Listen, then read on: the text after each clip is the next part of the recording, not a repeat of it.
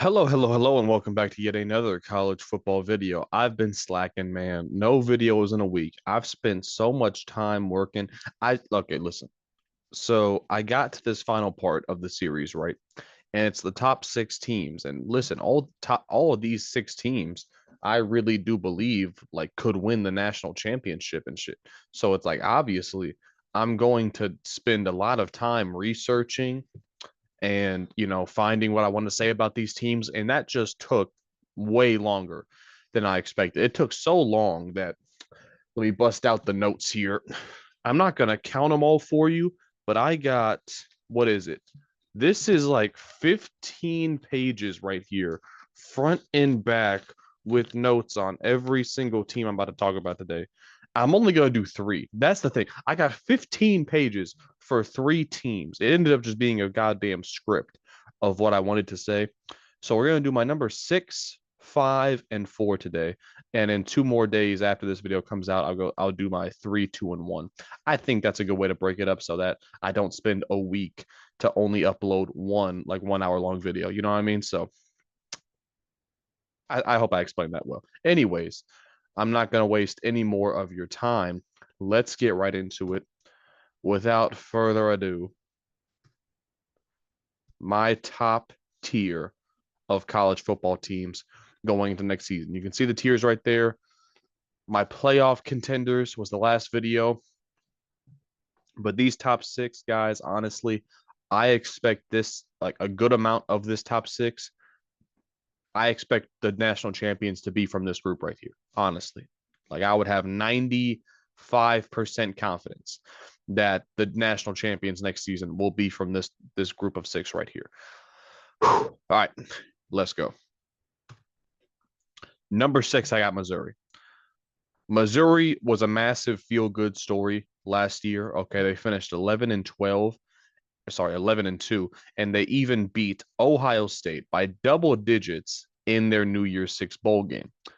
With that being said, I do not see Missouri getting the respect they deserve nationally. Okay. I'm seeing a lot of people leave Missouri out of their top 10, which is just ridiculous. I was debating, really debating hard whether to put Missouri even a spot higher than this. Okay.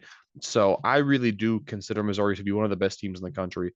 And listen, most people are still skeptical of them. Okay. But I'm all in, honestly.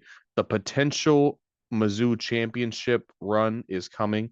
And I also do think that they will have their first, think about this, their first pair of back-to-back 10-win seasons in a decade. Missouri football is back, and I'm all aboard, basically, the Missouri hype train. Let's get into what they were last year, statistically speaking. So offensively, I feel like they were very well rounded. They didn't really have any flaws. They could throw the ball. They ran the ball incredibly well with Cody Schrader. Outside of that, 48th in the country. They weren't too spectacular, but no real weaknesses here. The offensive line wasn't amazing, but they did not turn the ball over much at all. They were top 30 in points per game and total yards.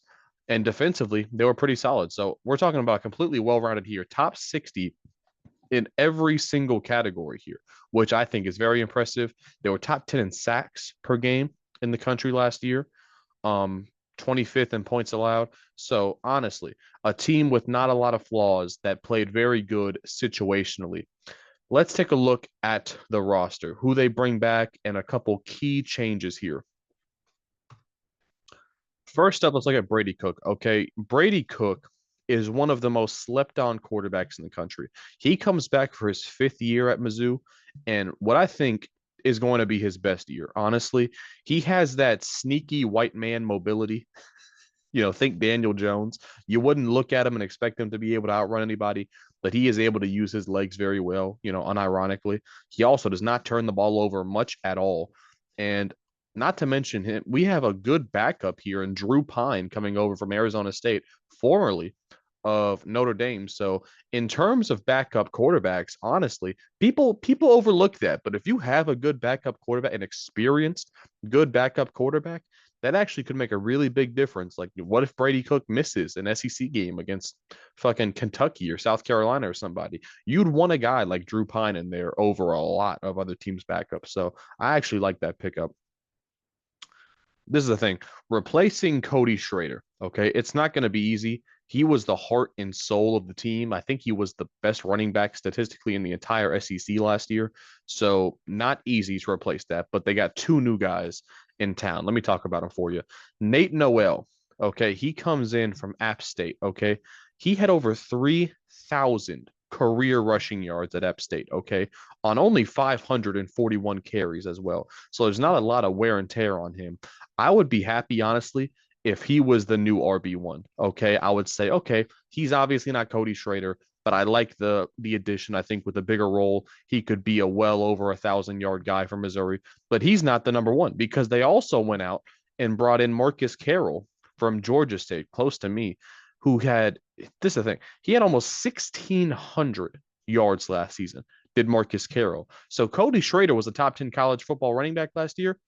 So was Marcus Carroll. Marcus Carroll was amazing statistically last season. It's 1,600 yards damn near and 13 touchdowns at Georgia State.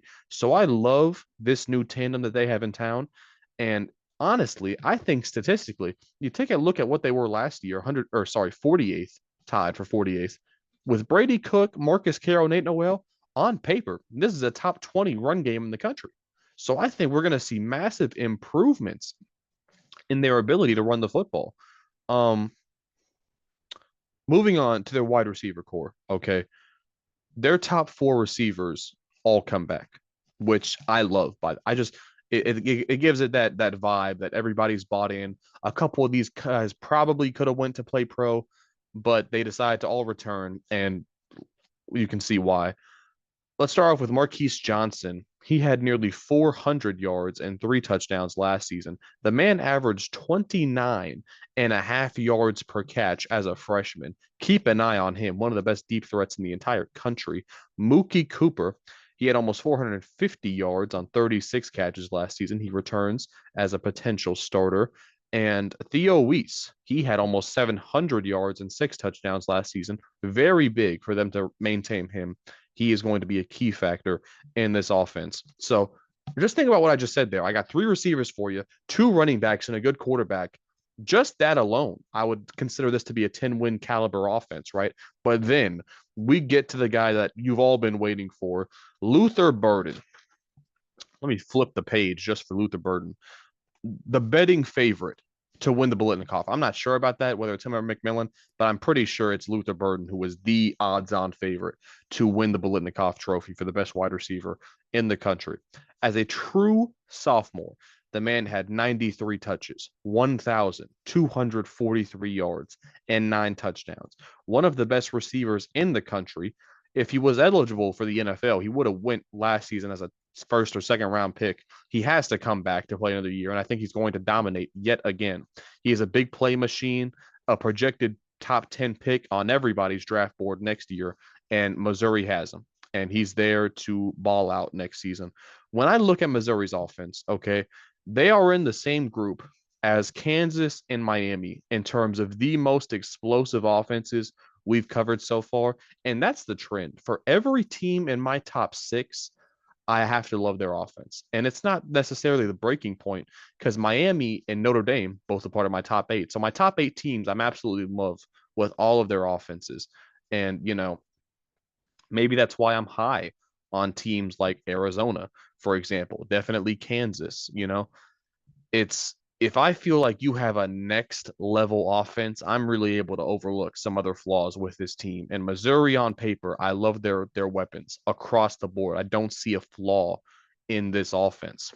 Moving on to their defense, they lost a couple of really good players to the NFL, notably their cornerback duo of Ennis Rakestraw and Chris Abumstrain. They also lost Darius Robinson, their star edge rusher, in the first round. So they bring in a couple of guys here. Tariano Pride, he comes in from Clemson to be a new starting cornerback. And they still got guys like Johnny Walker up front, who led the team in sacks, actually. Well, maybe he didn't actually. I think he had 7.5. I'm not sure if he was first or second last year. So remember, they were top 10 in sacks. So they look to replicate that going into next season. And look, they were a top 25 defense last year, I'd say, maybe top 30. I don't expect that to change, to be honest. You got a couple guys you got to replace, but they only bring in three new starters via the transfer portal. So they got a good group of guys returning. I still like this defense. I expect them to not lose games because of their defense. They did last year. We'll get to that. They lost one game because of their defense.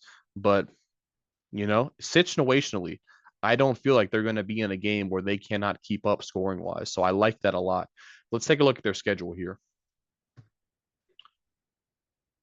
So what they did last year, right? They played eight teams last year who were ranked at some point. They won six of those games. Okay. The only two games they lost, LSU and Georgia. Georgia, obviously, no shame in that. No team has beat Georgia in the regular season the last 3 years. However, Missouri has played them close, back to back. Think about that. 2 years ago, Missouri was Georgia's closest regular season game.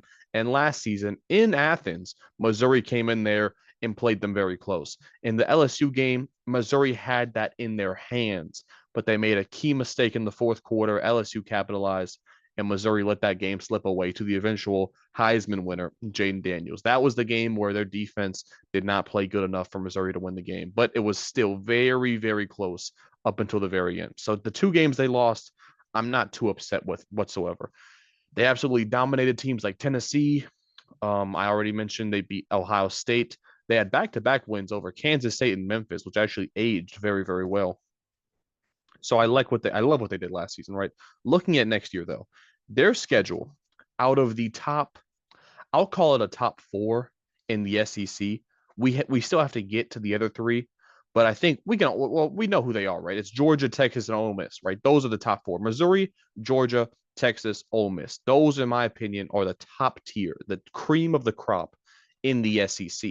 And if we're looking at those four teams as the favorites, Missouri's schedule is by far, undebatably, the easiest, or the easiest schedule out of the big four belongs to Missouri. Okay. Their toughest games, right? Obviously, Alabama, Oklahoma, and Texas A&M on the road. But they avoid Georgia, they avoid Texas, they avoid Ole Miss. They don't have a dangerous out of conference game like Texas has, for example. They have 9 free wins next season.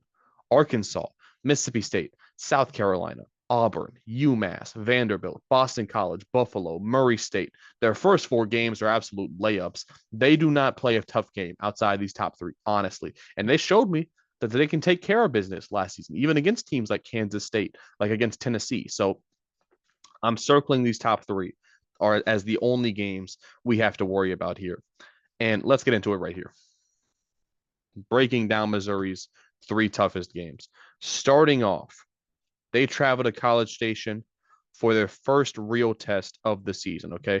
They will have had 4 games to prepare. I don't really think they need as much time to gel as some of these other teams do, but I do think those first 4 games will certainly help. I think they will be rolling by the time they go into Texas A&M. They will also be coming off of their bye week for this game. So they will be fully prepared for Texas A&M. Okay. A&M, by the way, will have already played Notre Dame and Florida. So you can make the case that they'll be more battle tested by this game, but I still think Missouri will be more prepared. Listen, this may actually, we may look back on this as Missouri's closest or most toughest game in hindsight, but I do have Missouri winning comfortably. Maybe late. I think the environment, especially if A&M beats Notre Dame, then this could be like a top 12, 15 matchup, actually. But even if A&M loses to Notre Dame, they'll be on a 3-game win streak most likely. So this game will still have a lot of stake behind it regardless. But the environment will be crazy. Missouri will have to most likely overcome some difficulties in the game, some adversity. Like I said, it's going to be their first test of the season, but I think they will pass with flying colors and move on 5-0. Then they go to Alabama after a potential 7-0 start. If Missouri's 7-0, I cannot see a world where they're not in everybody's top 7 or 8.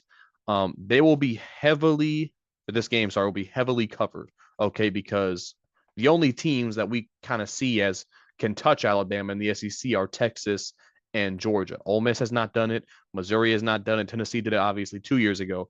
But if Missouri beats Alabama, this will certainly open a lot of people's eyes as kind of a new wave of teams, kind of move into the fold here. So Alabama will have already played Georgia and Tennessee by this point, though. So I think, according to most people, this would be Missouri's most difficult game, right? Alabama is certainly ranked the highest in my opinion, of all the opponents that they will play next season. It's 50-50, honestly. But unless I say Missouri is going undefeated in the regular season, I do think Alabama takes this game. Remember, it is at home for Alabama. Missouri will be traveling on the road this game. So I don't love it for Missouri. I think it's possible. I think it's possible that they beat Alabama. I think it's possible they go 12-0, honestly. But I think it's more likely that they lose one of these three games. And if they do, at the road at Bama is the most likely for them to lose. Then they return home the week after Alabama to host Oklahoma. That is not, I don't like that at all. Assuming that they play an extremely physical game against Bama and come up short, they might not have enough left to play Oklahoma the following week. However, Oklahoma could already have 3 losses by this point. If you didn't know, Oklahoma has an absolutely brutal schedule next season. And this is also going to be their last game before a bye in terms of Oklahoma. So both teams will probably be beat up by the time they play this game. But Missouri home field, I think, is going to be huge. I think it's going to be the deciding factor in this game. And this would be a must win game for Missouri, right? Because if you already have one loss, that's kind of it. If you lose more than one game, you're not making the SEC championship next season. So it's must win. I think the crowd will be absolutely insane here. And I think Missouri actually blows out Oklahoma this game. I think Missouri wins by at least 3 touchdowns. And I think it'll be the final test for them in terms of whether or not they're good enough to make the playoff and make the SEC championship game. So I have them going 11-1 in the regular season. Certainly more than good enough to make the college football playoff. I think they'll probably be ranked in the top 8 or 9, probably. The question is, do they get to play in the SEC championship game at 11-1? Who knows? Honestly, I think it could be a 3 or even a 4-way tie for the SEC championship game. I have no idea who gets the nod in that scenario. So it could be Missouri. Missouri has the easiest schedule. Missouri could go 12-0, but if they go 11-1, I'm not sure. But I think they make the playoffs regardless. So here's my overall summary for Missouri. They got a lot of things going for them in their favor, which make me think that they can go all the way. Okay. For one, they have a fully complete offense with no holes. Okay. They can dominate every defense that they play next season, whether it's through the air or on the ground. Then you have an easy schedule on top of that, where they only need to win 2 out of their top 3 in order to make the playoffs. I'd not only expect them to replicate last year's success, but take it a step further in making the college football playoff. So shout out to Missouri. Certainly going to be one of the teams I'm rooting for next year, and I'm excited to see if they can possibly pull off the undefeated regular season. All right, moving on. I wonder how long this video can I spend over half an hour just talking about 3 teams? We'll see. All right. Next up, we got Texas. Listen, I'm sure I have Texas a lot lower than most people do, but they were able to prove all the doubters wrong last season. They were able to capture some of that vintage success that they had, way back when. Okay, they went 12-2, won the Big 12 championship, and I was a big supporter in my preseason team spotlight of Texas. I think I had them going 12-2. Okay, so I predicted their record perfectly. So you cannot call me a hater of Texas. I was a big believer in them. However, I picked them against Bama. I damn near got the score perfect, but I am not as big as on Texas going into next season. Okay, I'm a little down on them. Let me explain why. Okay, I think it's kind of funny, right? A lot of teams had breakthrough seasons last year. Missouri, Ole Miss, Texas. The year before was Tennessee. But, now the media is absolutely sure that Texas is back, right? There's no room for doubt, no room for error or concern or anything like that, right? Even though they lost most of the players that made them so good last season, you know, it doesn't matter. Texas is automatically top 3 team no matter what. Okay. If you couldn't tell by now, okay, I'm not as high as other people are on Texas, but I do have them as the 4th best team in the SEC. And some people have Texas as a top 3 team in the country. I think that's just objectively wrong. Okay. There's no way. I see no argument where Texas is in the top 3. Maybe for number 4, you can make an argument, but I listen, I'm not as high, and it was very close between Texas and Missouri for me, between number 5 and number 6. Okay, so take that for what you will. Let's look at what they were last season. Okay, obviously very good. Maybe not as good offensively as some people would have thought. Still a top 12, 15 offense in the country. I think their offensive line was not as good as maybe some people expected. Tied for 60th in sacks allowed, 18 turnovers. That was too many. I think a good amount of that comes from when Quinn Ewers was not playing and he was hurt, but also I think he turned the ball over too many times, and certainly in games like the Oklahoma game, it's the reason they lost. They turned the ball over too much. So situationally, not always the best, but still overall, I think we all agree Texas was a very explosive offense. Defensively, they were one of the best run defenses in the country. They were one of the worst pass defenses in the country. Very rarely do you get, that split right there. Still very good though in scoring defense. Got after the quarterback in the upper echelon, not top, but that you know middle of the pack really. They talking way too fast here. They got a lot of takeaways. 24 takeaways put them 12th in the country, and total yards per game, still pretty good. So I'd say a well-rounded team that struggled that they turned the ball over too much offensively, and they could not stop the opposing team's passing attack is the real problems there. Let's take a look at their roster though. This is the real interesting part. Okay. Quinn Ewers, he actually has a lot more pressure on him, I think, than most people realize. Not only does he have a guy waiting in line behind him that a lot of people think should start in the first place, but he also has the duty of easing in three brand new wide receivers, a new tight end, and two new running backs, a brand new cast of weapons in Texas. And Quinn Ewers has to, get all of them acclimated. Okay. I understand that, both of the running backs were there last season, but neither of them were the starter, and neither of them are as good as Jonathan Brooks was. Okay. Their top five weapons, their top five offensive pieces from last season are all gone. They're all off to the NFL. Okay. The offensive line, I believe, all returns, which would be massive if that's the case. They might have lost one or two to the NFL. I'm not sure. But they don't bring any starters for the offensive line via the transfer portal, which I like.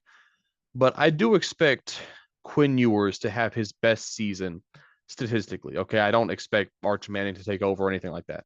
But I do not think Quinn Ewers is a top five quarterback in the country. I feel like some people really do put him like near the top of the pile of guys, but I don't see it that way. He hasn't shown me enough. He's missed time each of the last 2 years. And when he was healthy, it's not like he was, transcend or generational or anything like that. He's been good. He's been very good at times, but he's also had some not good moments, like against Oklahoma and stuff like that. So I just I'm pumping the brakes a little bit here on Quinn Ewers, but I'm just waiting to see.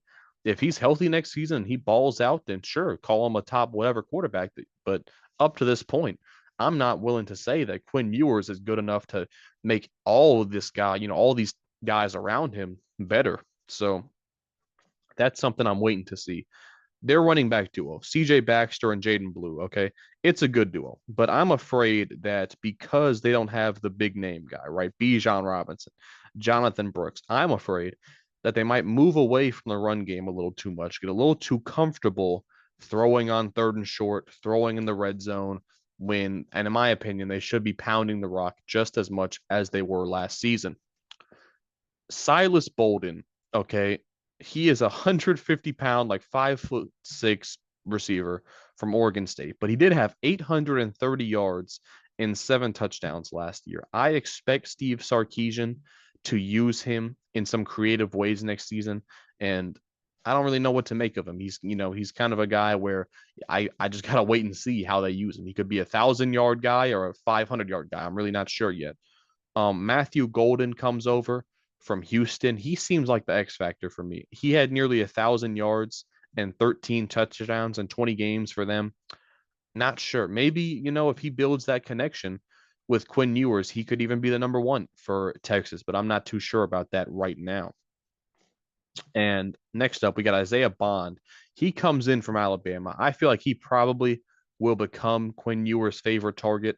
He had close to 700 yards and 4 touchdowns last year at Bama. I feel like he could be the AD Mitchell in terms of their new number one transfer guy. But the problem here is it's all unknown. It's all unknown. I don't know how any of these guys are going to adapt and are going to fit in with yours because none of them played last year. It's all up in the air right now. So we have to wait and see. And which is why I'm so confused as to why people are saying, "Oh, it's going to mesh, it's going to work." Texas top three. No, I need some time. I need at least a month. I need to see how they look. I'm sorry. I need to see how they look against Michigan. I need several games to see how good this offense really is. Okay. So even if we were to give Texas the benefit of the doubt, they're going to be worse offensively. I do not see a world where they somehow are able to ease all of these new starters in there and be better than they were last season. Okay. Not to mention that the level of defense you're playing now in the SEC, as well as Michigan out of conference, they are going to play a level of competition defensively that they have not played in the Big 12 in a lot, like ever. Okay. So take that into account as well. Defensively, the run defense was amazing last season. Okay. However, you lose your two defensive tackles, which made it so good. Okay. Trevondre Sweat, Byron Murphy, they're both gone. Jalen Ford at the linebacker position, he was one of your best players. He's out the door. The pass defense was already a struggle. You also lost a starting cornerback, I believe, so that's not going to make it any easier there. I like a couple of their transfer pickups, notably Trey Moore. He comes in from UTSA, and Andrew Makuba. He comes in safety from Clemson. Trey Moore, he had 14 sacks last season. He had 14 sacks, 17 and a half tackles for a loss at UTSA last season. He's been a monster there for a couple years. So he really is one of the biggest defensive transfer pickups that any team made. So that's a massive get for Texas. He could really help their pass rush next season. Um, I don't think anybody is expecting Texas to win games with their defense. I expect that to remain the same next season. Maybe you could expect not as bad secondary play as they had last season, but obviously that run defense is not going to be at the level it was the year before. So their defense, nobody said it was great. I think that's going to be the case next season. Um, they lost so many players on both sides of the ball. They lost so many players in the NFL. I need to see for myself. That's the whole thing. That's the whole theme with Texas. I got to see it to believe it that they can replace this amount of talent in one off season. So let's take a look at their schedule. They were very impressive last season. Okay, the Oklahoma loss stands out. It was a very close rivalry game. Quinn Ewers, he got outplayed by Dylan Gabriel. There's no shame in that.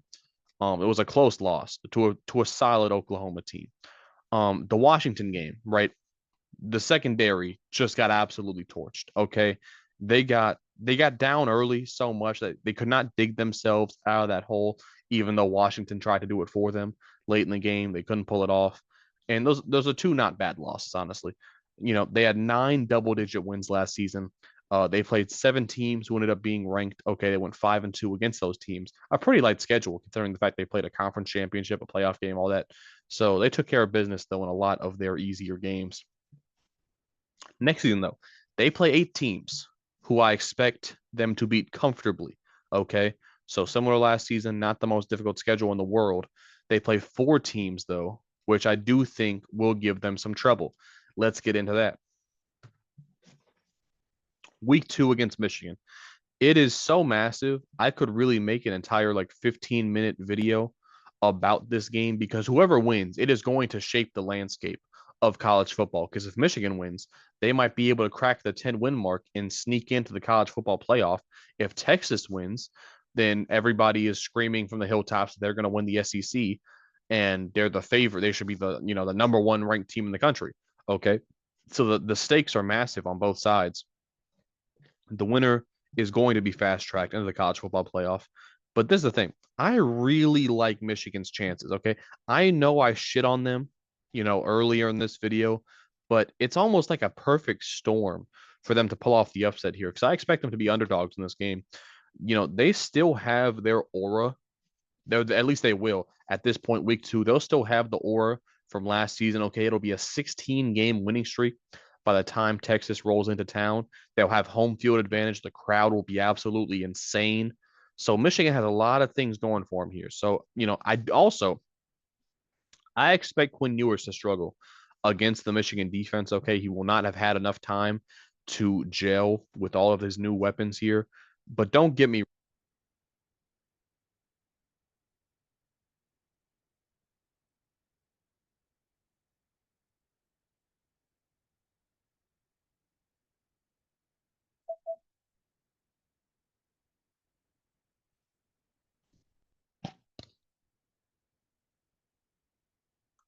my bad. If you're new to the channel, the mic dies every video. It's just something we deal with here. What was I saying? Do not get me wrong. It will be a close game. But at the end of the day, I have zero faith in Michigan's offense. They cannot keep up with Texas, even if their defense makes a couple big time plays. I think Texas takes this one on the road. Next up, you know, I think Texas is going to be 5-0 heading into the Red River rivalry. And I think it's going to even have more, more pressure and more eyes on it than did last season because both of these teams are now in the SEC and it's a make or break year kind of for both teams in a way. Um, Oklahoma obviously took the game last season. They're going to have the motivation, the momentum heading into this game. Both teams will have a bye week the week before. So they're going to come into this game at 100%. Okay. Without Dylan Gabriel, though, Texas has a significantly more talented roster than Oklahoma. I expect that to be the difference here. I expect high scoring from Texas' side. And at the end of the day, I do not think Oklahoma will be able to keep up, particularly in the second half. Okay. So I expect Texas to win this game much more comfortably than they did last season. They didn't win last season. Okay. But I expect this to be an easier game than they had against Michigan. Now, Georgia at home. Okay. The week after Oklahoma, by the way, if both Texas and Georgia are undefeated by this point, which will mean Texas will have beaten Michigan and Oklahoma, and Georgia will have beaten Alabama, this could be a potential number one versus number two regular season matchup. I'm not sure if that will have happened because, either the winner of Ohio State, Oregon will probably be in the top two, but this will certainly be like a number one versus number three matchup, possibly. Okay. Georgia, like I said, will have already played Alabama. They'll also have already played Clemson, and they will not have received their bye week yet. So that you could say that you could make the argument that they will be more tired and more beat up than Texas will have been at this point. This will easily be the best offense that Texas will have played defensively. So, since Washington, even. And I expect it to go the same way that that game went, meaning that Georgia will take a double digit lead early and put down a late Texas comeback, and they will just win in similar fashion that Washington did. Honestly, I think this will be Texas's first loss of the season, and I also think Carson Beck outplays Quinn Ewers. This could be a game that has a lot of talk, Heisman talk surrounding both quarterbacks. I think Carson Beck comes out victorious. The Bulldogs come out victorious, and Texas has to go back to the drawing board a little bit and regroup. But however, I believe Texas wins the 4 games following the Georgia loss. Okay. And I think in those 4 games here, let's look at who they play after Georgia here. You play Vanderbilt, Florida, Arkansas, and Kentucky. I think those 4 games, 2 at home, 2 on the road, will be the best that Texas looks all season. Because after the Georgia loss, they will be incredibly motivated. They will know that they cannot afford to lose another game if they want to make that SEC championship, make the college football playoff. So I think they're going to go on an absolute tear. And then, final week of the regular season, they're going to roll into College Station against Texas A&M. The rivalry will be restored, and it'll be for Texas's playoff spot. If you win, you're in, basically. Who knows what A&M is going to look like by that point? Okay, they could be 9-2 with a potential playoff spot on the line for them, or they could be 7-4 with not much left to play for, but pride. Okay, but this is what I do believe. Okay, I think that this may be the most motivated version of Texas A&M I will have ever seen in my time as a college football fan. Okay, Mike Elko is going to stress the magnitude of this rivalry to the players, and I think Texas is going to have a dogfight on their hands, maybe unexpectedly. With that being said, I do think Texas goes up early in the game. Maybe they get stagnant in the second and third quarter. Okay, maybe A&M takes a small lead, And, Texas may even be down going into the fourth quarter, but I do think the Longhorns rally late and maybe even Quinn Ewers leads a late game winning drive, okay, to clinch their second consecutive playoff berth. You know, that would be my prediction. I think they probably go 3-1 out of this top four and go 11-1 in the regular season. I truly have no clue who could play in the SEC championship game. It's a toss up. Any guess is valid. I think that they will be 3 to 4 teams with one loss. I don't think Texas needs it to make the playoffs. So even if they miss the SEC championship game entirely at 11-1, I don't know how you keep them out of the playoffs, right? So I think they should be able to take care of business versus the easy eight teams that they play. And then even if they only go 2-2 against these top four teams, a 10-2 Texas, I also like their chances to make it into the playoffs. So who knows? From then, it all depends on the matchups. I think the Longhorns are in a great position to go back to back 10-win seasons for the first time since 2008 and 2009. And also, I think if that happens, then Steve Sarkisian will start to be talked about in this top tier of coaches in the country. Man, I did not expect them to spend this much time on each team. All right. You already saw it when I clicked on it earlier, but number 4, I have Ole Miss. Ole Miss just put together their most impressive season of the Lane Kiffin era. Okay, 11-2 with a blowout bowl game victory over Penn State. They kept the momentum going at the offseason. Okay, they arguably had the best transfer portal class in the entire country. Things just feel different this year, honestly. For Ole Miss, man, they're getting the respect nationally as far as they're a consensus top 5 to 6 team. I don't think I'm seeing them ahead of teams like Texas and Alabama enough because I think they are roster wise a top 3 or 4 team in the country. But, I think this is the year where they break through, they make the playoffs, and they even make some noise in the college football playoff. Here's what they were last season statistically. Offensively, I'd probably call this a top 10, 12 offense in the country. The first thing I look to is the 7 turnovers, tied for the best in the entire country. If you're in that group right there, you're going to be a very good offense. Um, Top 13 in total yards, top 40 in passing and rushing yards, top 20 scoring offense. Allowed a little bit too many sacks. They're pretty middle of the pack there. Defensively, though, middle of the pack. Nobody expects Ole Miss to be a great defense, but a couple things here. Top 34 in points per game allowed, top 20 in sacks per game as well. So they got after the quarterback, bend don't break. They weren't great in terms of yardage, but points per game, they were pretty solid, I'd say. So the point differential at 13 per game is pretty good, to be honest. So, they did a couple things well defensively, but really, obviously, the story of Ole Miss last season was their dominant offense here. Here's the roster. Here's what happened with Ole Miss this offseason, okay? I've said this a few times throughout the series, but Jackson Dart is going to be the dark horse for the Heisman next season. I'm sure nobody, maybe 1 or 2 people talk about Jackson Dart as a Heisman contender, but he really is one, man. Over 3,700 yards last season, 31 total touchdowns. I expect those numbers to jump massively next season, honestly. Like because they're going to shift more to a pass heavy offense. They're going to give him a lot more responsibilities than he had last season. And I expect him to step up, statistically. Um, I think they might play 2 more games than they did last season. So I would not be shocked if when it comes to Jackson Dart, we see close to 4,500 yards, 40 plus touchdowns. And if Ole Miss does what I think they can do, he can really be there by the end of the year. Okay. One of the biggest stories, though, from this offseason was the loss of Quinshawn Judkins to Ohio State, and I'm not going to try and downplay that because the guy's an amazing player, but you're kidding yourself if you don't think Ole Miss can still be a top 5 offense with or without Quinshawn Judkins. They return Ulysses Bentley the fourth, which is an amazing name, by the way. He looked very solid in limited action last season. He had over 600 yards and 5 touchdowns as the backup to Judkins. He only had 106 touches, but when he got the ball, he was very decisive and made the most of his opportunities. They also got Henry Parrish in from Miami, okay, who used to play at Ole Miss, by the way. 2 years at Ole Miss, 2 years at Miami. Now he returns for his 5th season. He had very similar stats to Ulysses Bentley, okay, nearly the same amount of touches as well.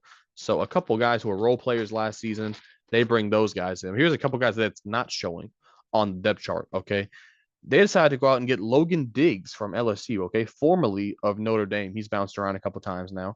He is, more accomplished statistically than the last two guys. Okay, he had 700 yards last season, over 700 yards, and 7 touchdowns at LSU. Only played in 10 games, but at Notre Dame the year before, he had over 1,000 yards from scrimmage.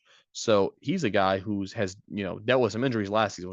Was not able to reach the top of his potential, but last 2 years combined, over 1,700 yards from scrimmage. So I feel like, if we're just going off stats here, which is not, how they do things there, but Logan Diggs is a guy who could get a lot of touches next season. But here's the thing. They also went out and flipped Rashad Amos from Colorado. Okay. So now they got four running backs that I'm talking about here. Amos had over 1,100 yards and 13 touchdowns last season at Miami of Ohio, who, by the way, were the MAC champions in large part on the back of Rashad Amos. So they got four guys. I do not believe that there is another team in the country who can put forth four running backs that stack up to the guys I just talked about for Ole Miss. Even if my information was off about one of these guys somehow, I read stories that all four of these guys, obviously, we got Henry Parrish and Bentley right there in front of you. I know that Logan Diggs recently transferred there, and I saw a story that Rashard Amos flipped from Colorado to Ole Miss. So they got four guys. But even if I'm wrong about one of those things, even if they only got three of these guys or two of these guys, it's still a really good running back room and a deep running back room. So Ole Miss's running back core might be up there for the best in the country. But now let's talk about these wide receivers because honestly, it's just as good here. I'm going to start off with their tight end, Caden Prescorn.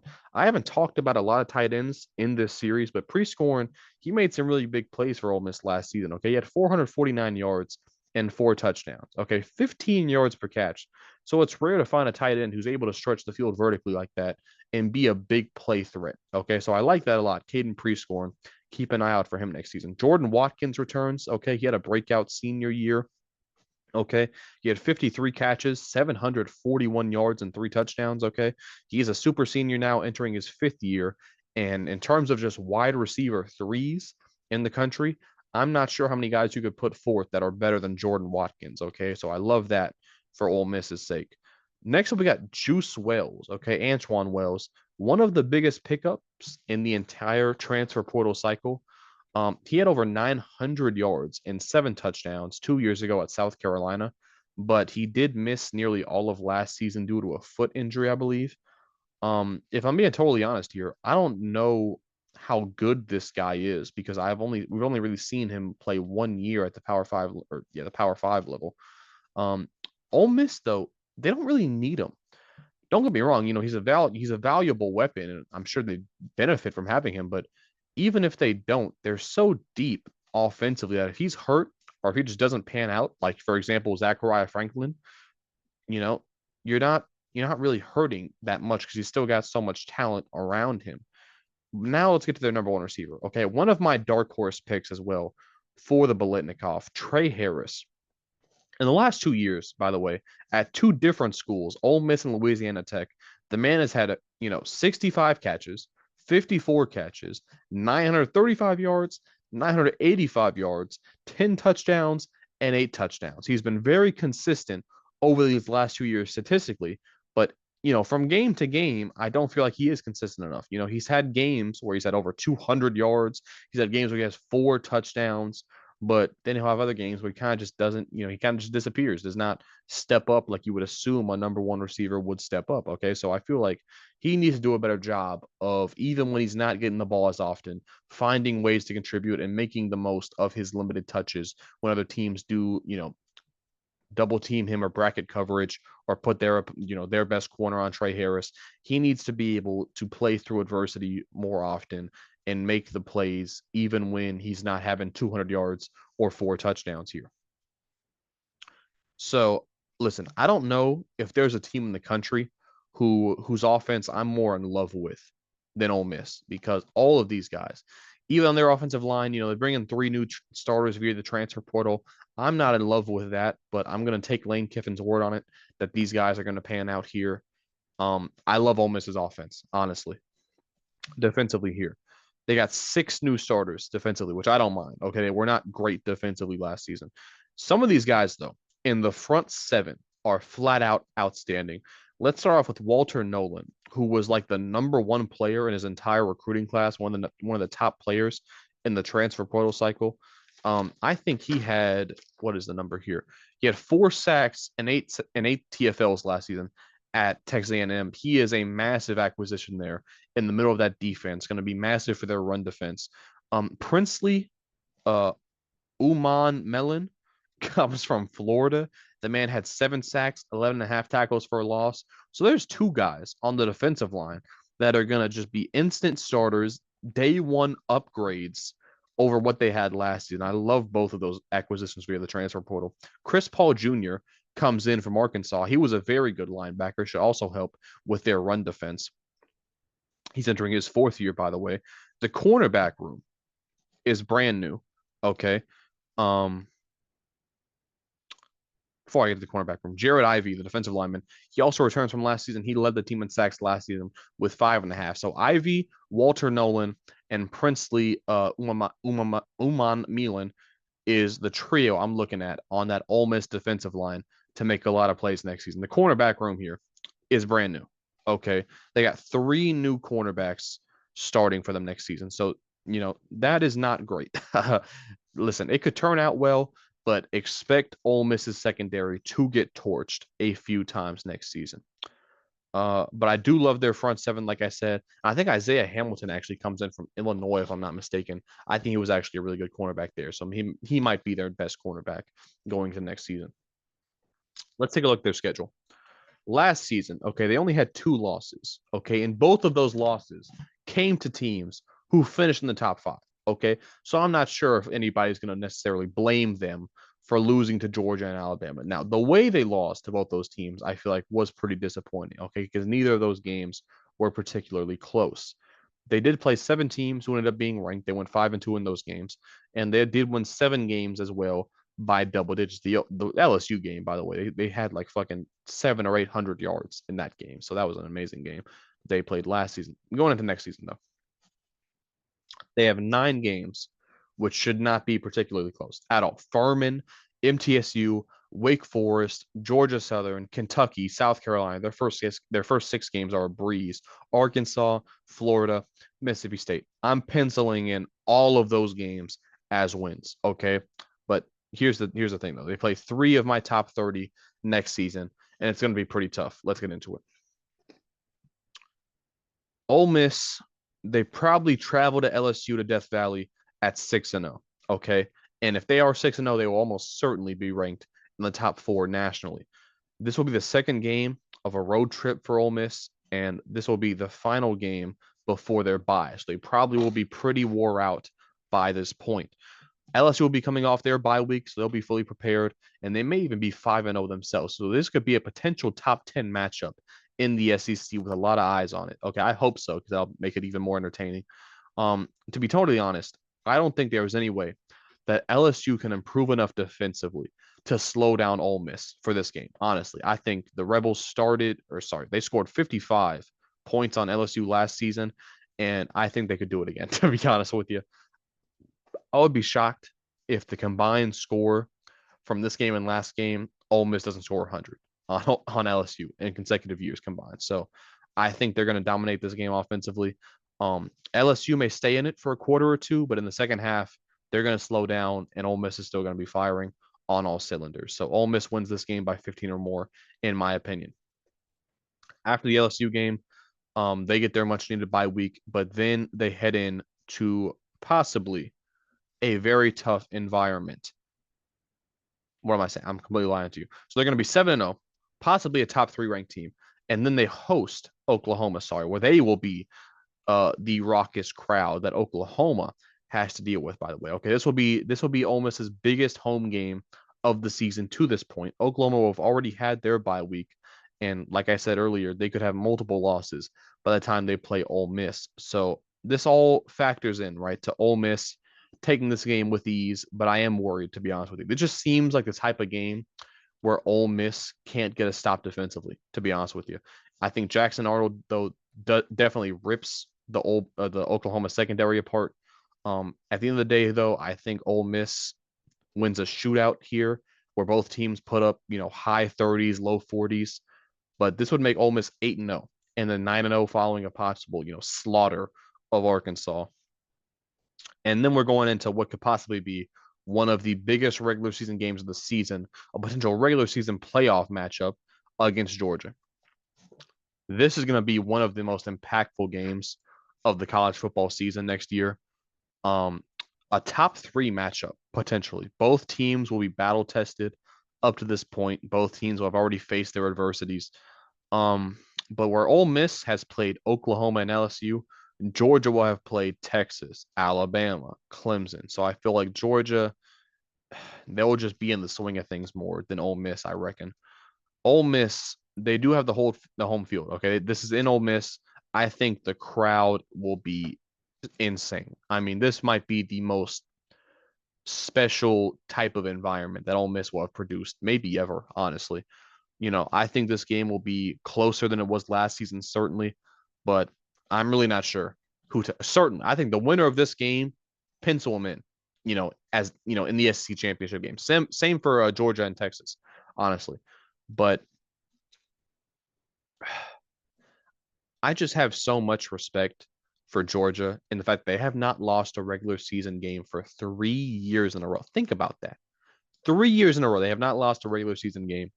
And I have to see it to believe it. I'm big on that. I'm not going to predict that Georgia is going to lose in the regular season. Okay, I have to see it first. Jackson Dart versus Carson Beck will be amazing. It'll be must see TV. Um, and I actually give Ole Miss the nod here as the more talented offense on paper. But like I said, I can't pick against Georgia in the regular season. And I do think that this will be Ole Miss's first loss in the regular season, and their only loss actually. So listen, Ole Miss, they're in the exact same situation as Missouri and Texas for me in terms of the SEC championship. There is no way to predict which one-loss team is going to make it for me. I have all three of these teams going 11-1 in the regular season. Who gets the tiebreaker there? I have no fucking clue. Um, Out of these three teams, I think Ole Miss has the best roster. I think they have the best coach, and I think they're gonna. This is the thing about Ole Miss. I think that they will win the most games in a 2-year stretch in the history of Ole Miss football. Think about what I just said to you. They've been around for like a fucking 120 years, and I think that last year and this year combined, they will win the most games in school history because I think they're gonna make the playoffs and maybe even win a playoff game. So yeah, man, that's it for this video. Here's a look at what we have so far. You know what the top three is. It's Oregon, it's Georgia, it's Ohio State. What's the order here? I'm not gonna reveal it for you yet. That's coming in 2 days from now. So, God, I wonder how long the video was. Was I able to talk about three teams for over half an hour? Probably. But listen, like I said, man, I expect one of these six teams to win the national championship. So I'm gonna spend a lot of time talking about it so I can come back after they win it and be like, oh, look, I told you. So yeah, man. Thanks for watching. If you're still here to this point, leave a like if you're new. Comment where did I go wrong? Which team is actually better that I did not have on here? Subscribe if you're new. Leave a like if you enjoyed. I will see you on the next one, man. Peace.